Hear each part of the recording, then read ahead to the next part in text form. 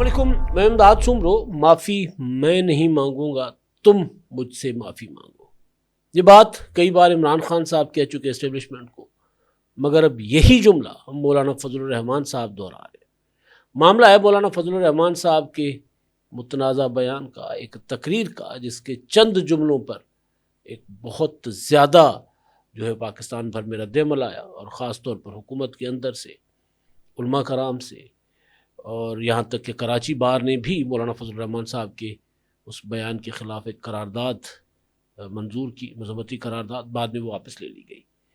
8 دن ہو گئے ہیں، لیکن اس بیان کے اوپر آنے والے رد عمل اور اس کے رد عمل میں کوئی کمی نہیں آ رہی۔ آج پھر مولانا فضل الرحمان صاحب گرجے بر سے ہیں۔ انہوں نے انتہائی جو کہتے ہیں کہ غصے اور جذباتی انداز میں گفتگو کی ہے۔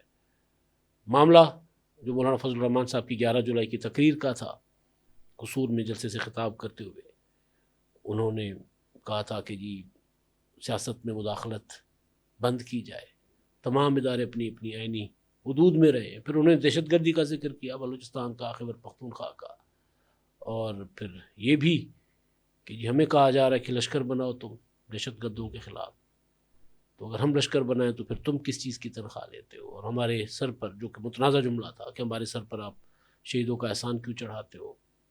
کیا وہ اس لیے فوج میں بھرتی نہیں ہوئے تھے؟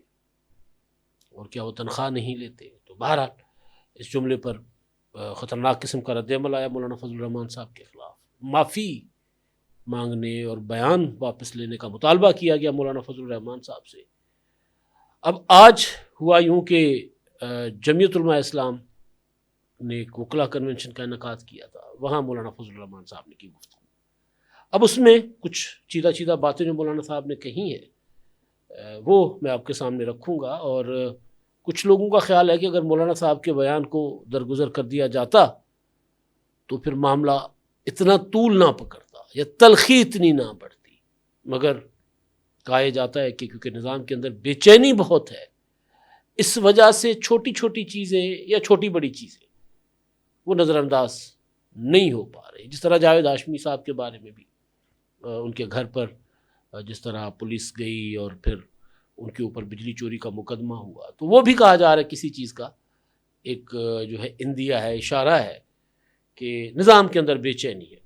ایک یہ معاملہ۔ دوسرا، عمران خان صاحب کی بہن علیمہ خان صاحبہ جو ہیں وہ پنجاب سے خود ساختہ پنجاب بدری پر ہیں، اور خیبر پختونخوا میں اسٹریٹ موومنٹ کے نام پر کوئی 40-50 لوگوں سے خطاب کر رہی ہیں، اور آج تو انہوں نے مراد سعید کو ایک طرح سے بزدل ڈکلیئر کر دیا۔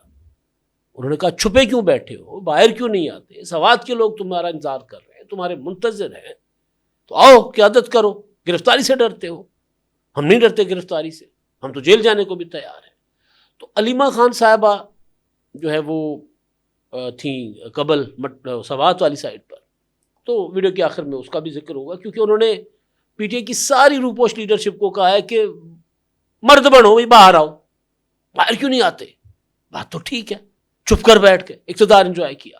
تو اس پر بھی ویڈیو کے آخر میں بات کروں گا، لیکن پہلے مولانا فضل الرحمان صاحب انہوں نے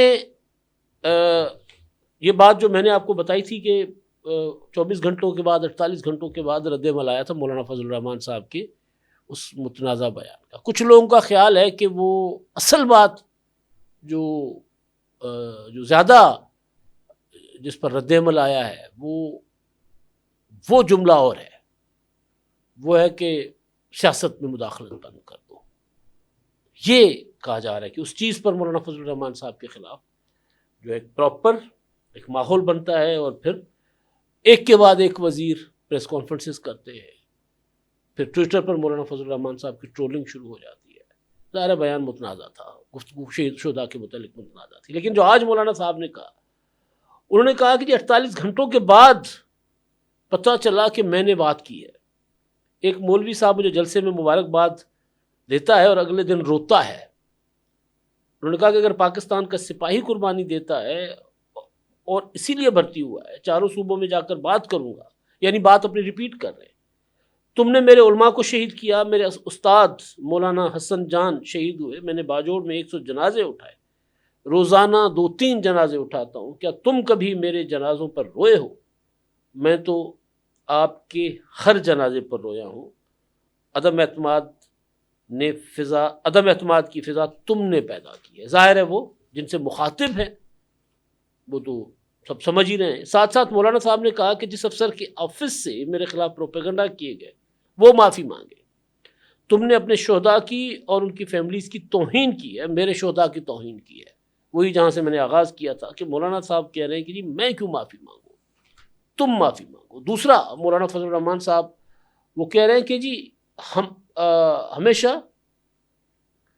ذمہ داریوں کی بات کی ہے، ہمیشہ ذمہ داریوں کی بات کی ہے، اور کہتے ہیں جی ہم نے حلف اٹھایا ہے پاکستان کے ساتھ وفاداری کا، کبھی نہیں چاہا کہ کوئی بات کرے اور وہ آئین و قانون سے تجاوز ہو۔ ہم آئین اور قانون کے اندر اپنے نظریے کی پرچار کا حق رکھتے ہیں۔ جو میں نے کہا تھا، میں سمجھ رہا تھا کہ کچھ کہوں گا اور آپ کی تائید حاصل کروں گا۔ ہم اس ملک میں فعال سیاست کر رہے ہیں، ہم نے انتہا پسندی کی سیاست نہیں کی۔ اگر حق خود ارادی مانگا ہے تو عوام کی تائید کے ساتھ۔ آج سیاست، پارلیمنٹ اور آئین کو یرغمال بنا دیا گیا ہے۔ ان حکمرانوں نے اپنے رویوں اور خوشامد کے ساتھ عوام، پارلیمنٹ، آئین کو کمزور کیا، اسٹیبلشمنٹ کو مضبوط کیا۔ اپنے حق کا مطالبہ خوشامد نہیں ہے، ہم نے طویل جدوجہد کی ہے۔ وہ کہتے ہیں جی پی ڈی ایم کے اجلاس میں نے کہا تھا، جب پی ڈی ایم بنا تھا، کہ جو ہم تحریکیں چلاتے ہیں اگر تجزیہ تو کریں کہ اس سے جمہوری نظام مضبوط ہوتا ہے یا آمرانہ طاقتوں کو زیادہ قوت ملتی ہے۔ اور ساتھ ساتھ وہ یہ کہتے ہیں کہ دہشت گردی امریکہ کی خواہش ہے اور ہمارے حکمران اس خواہش کو پورا کرتے ہیں۔ یہ پھر ایک بڑا الزام لگاتے ہیں مولانا فضل الرحمان صاحب۔ تو وہ اور پھر اس میں کہتے ہیں کہ جی ہم تو کہتے ہیں کہ سب آئین اور قانون کے دائرے میں رہ کر کریں۔ یعنی مولانا صاحب، اگر میں دوسرے الفاظ میں کہوں کہ ان کو کہا گیا کہ آپ اپنا بیان واپس لیں، یعنی سرنڈر کریں، تو مولانا صاحب اپنے اس بیان کے اوپر جو متنازع سمجھا گیا اس پر کھڑے ہوئے، اور وہ اس سے زیادہ آگے بڑھ کر بات کرتے ہیں کہ جی ہمارے لوگوں کو بھی مارا جا رہا ہے، ہمارے لوگوں کو بھی شہید کیا جاتا ہے۔ شیخ ادریس صاحب پچھلے دنوں خیبر پختونخوا میں ان پر بھی خودکش حملہ ہوا تھا، شہید ہوئے تھے۔ وہ بھی جے یو آئی کے سینئر رہنما بھی تھے اور سرپرست تھے، اور اس کے علاوہ وہ بہت بڑے مذہبی اسکالر بھی تھے۔ تو بات تو ٹھیک ہے، دہشت گردی یا دہشت گرد حملے جو علماء کرام پر ہو رہے ہیں وہ بھی مسلسل ہو رہے ہیں۔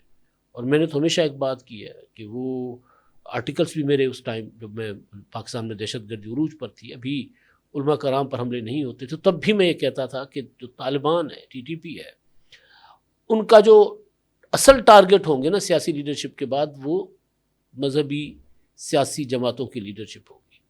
وجہ یہ ہے کہ وہ یہ سمجھتے ہیں کہ جس طرح کا وہ اسلام یا جس طرح کی شریعت وہ مسلط کرنا چاہتے ہیں، یعنی ظاہر اس کا اسلام اور شریعت سے دور دور تک تعلق نہیں ہے، جو طالبان جس کو شریعت کہتے ہیں یا جس کو وہ مسلط کرنا چاہتے ہیں، تو اس کے نفاذ میں بزور بندوق، اس کے نفاذ میں کے لیے ان کے درمیان، ان کے اور عوام کے درمیان وہ دینی قوتیں ہیں، وہ مذہبی سیاسی جماعتیں ہیں جو جمہوریت اور آئین پر چل کر اپنا منشور یا اپنا نظریہ نافذ کرنا چاہتے ہیں، جمہوریت اور آئین کے اوپر ووٹ کے ذریعے۔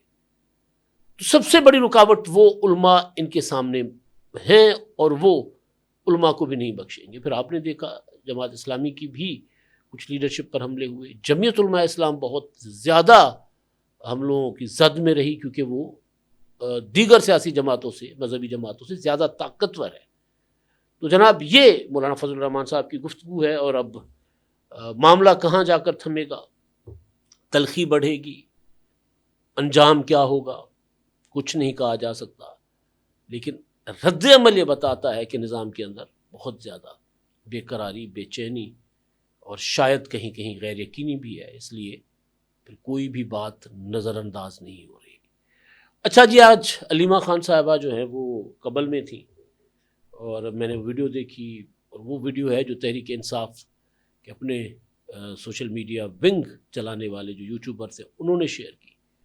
گاڑی پر کھڑی ہیں جی اور کچھ ساتھ کچھ آس پاس کوئی 100 کے قریب بندہ بھی نہیں ہے, اور وہ وہاں کہتی ہیں تقریر کہ جی میرے بھائی 9 ماہ سے, عمران خان صاحب جو عظیم لیڈر ہیں وہ 9 ماہ سے قید تنہائی میں, ان کی ایک آنکھ ضائع ہو گئی ہے اور ہم صرف اس لیے نکلے ہیں کہ ان کا علاج ہو اور ان کی ملاقاتیں جو ہیں وہ شروع ہوں.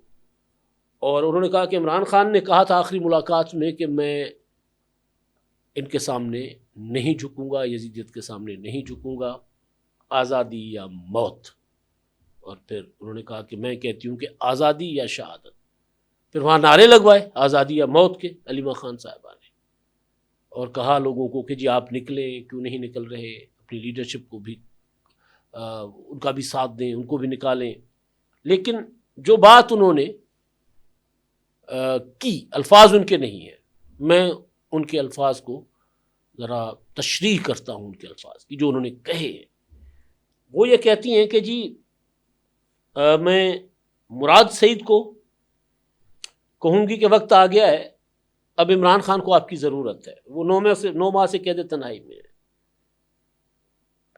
آؤ باہر, کیا کر لیں گے زیادہ سے زیادہ, جیل میں ڈال دیں گے, ہم تو جیل میں جانے کو تیار ہیں. انہوں نے کہا کہ جی انہوں نے مجھے جیل میں ڈالنا ہے, میں اس لیے خیبر پختونخوا آ گئی ہوں. یہ وہ بات ہے جو میں نے آپ کو علیمہ خان صاحبہ کی خیبر پختونخوا جا کر اسٹریٹ موومنٹ چلانے کے بعد جو پہلا ولاگ کیا تھا, اس اعلان کے بعد, کہ اب ان کو پتہ ہے کہ ان کے مقدمات جو ہیں وہ منطقی انجام کی طرف جا رہے ہیں اور ان کو سزا ہو سکتی ہے, لہٰذا انہوں نے تحریک کے نام پر ایک فرار اختیار کیا کہ پنجاب میں ہوں گی, اسلام آباد میں ہوں گی, تو وہ کسی وقت فیصلہ آ گیا تو گرفتار ہو سکتی ہیں. خیبر پختونخوا میں جس طرح باقی جا کر چھپ گئے ہیں, علیمہ خان صاحبہ بھی وہاں جا کر پناہ لے لیں گی. خیبر پختونخوا جو چلے جاتے ہیں وہ اسٹیبلشمنٹ کے لیے, حکومت کے لیے ذرا درد سر کم ہو جاتی ہے, پھر وہ نہیں چاہتے کہ وہاں سے گرفتار کریں, ورنہ مطلب انٹیلیجنس ادارے ہیں اتنے بڑے بڑے, کسی کو نہیں پتا کہ کہاں مراد سعید ہے اور کہاں چھپے ہوئے سارے.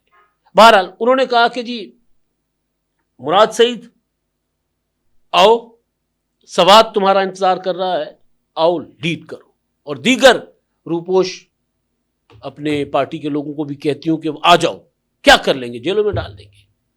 یعنی ایک طرح سے انہوں نے کہا کہ ہم خواتین کھڑی ہیں جی میدان میں, ہم جیلوں سے نہیں ڈرتی, تم بزدل ہو, کائر ہو, کیوں نہیں آتے باہر. مطلب یہی ہے کہ آؤ نا باہر, اب عمران خان کو ضرورت ہے, عمران خان جیل میں پڑا ہوا ہے, تم لوگ روپوش ہو. اور سب سے بڑا اور نام مراد سعید کا انہوں نے لیا, کیونکہ مراد سعید کو عمران خان نے اپنا جانشین مقرر کیا تھا. مراد سعید کا وتیرہ یہ ہے کہ وہ جناب مہینے کے بعد ایک ٹویٹ کر دیتے ہیں کہ جی میں باہر آنا چاہتا ہوں لیکن میرے قائد نے مجھے منع کیا ہے, میں نہیں باہر آ سکتا, تم لوگ نکلو. تحریک انصاف والے یہی کر رہے ہیں, ہر کوئی دوسرے کے اوپر الزام لگاتا ہے اور کوئی تحریک نہیں چل پا رہی. اگر علیمہ خان وہاں گئی ہیں تو اگر پی ٹی آئی جو لوکل پی ٹی آئی ہے کے پی کے کی, یا وہ سوات میں تھیں, تو سوات تو بڑا تگڑا اپنا ان کا سمجھا جاتا ہے علاقہ, پی ٹی آئی کا وہاں بہت مضبوط ہے, اور مراد سعید عمران خان پارٹ 2 کا وہ علاقہ ہے. تو مراد سعید کہتا ہے میں لوگوں سے رابطے میں ہوں, تو مراد سعید لوگوں کو کہہ دیتے کہ جی بہن آ رہی ہیں, عمران خان صاحب کی باجی آ رہی ہیں, اور آپ لوگ نکلو. ہر گھر سے لوگ نکلے, کوئی نہیں لوگ نکلے ہوئے تھے. تو شاید کم لوگوں کو دیکھ کر بھی علیمہ خان کو اندازہ ہوا ہوگا کہ یہ لوگ جو بزدل ہو گئے, چھپے ہوئے, ان کی وجہ سے عمران خان صاحب جیل میں پڑے, تو اب ان کا نام لے کر میں لوگوں کو کہوں کہ دیکھو تمہاری جو لیڈرشپ ہے, پی ٹی آئی کی لیڈرشپ, وہ بزدل ہے, باہر نہیں آ رہی. تو یہ انہوں نے ٹارگٹ کیا ہے آج. بہرحال اب وہ کہتی ہیں کہ جی میں تحریک چلاتی رہوں گی, اور آزادی یا موت, آزادی یا شہادت, وہ انہوں نے نعرے لگوائے. دیکھتے کیا ہوتا ہے. اب تک کے لیے اتنے. اللہ 999 کمیونیکیشن ڈیجیٹل میڈیا اور یوٹیوب چینلز کی دنیا میں بڑی کامیابیاں سمیٹنے کے بعد اب ویب نیوز, ویب چینل اور یوٹیوب نیوز چینل کی طرف قدم بڑھا رہا ہے, جس کے لیے ہمیں ملک بھر میں رپورٹرز کی ضرورت ہے. خواہش مند حضرات و خواتین نیچے دیے گئے نمبر پر رابطہ کریں. What's app +92 309 1226 999.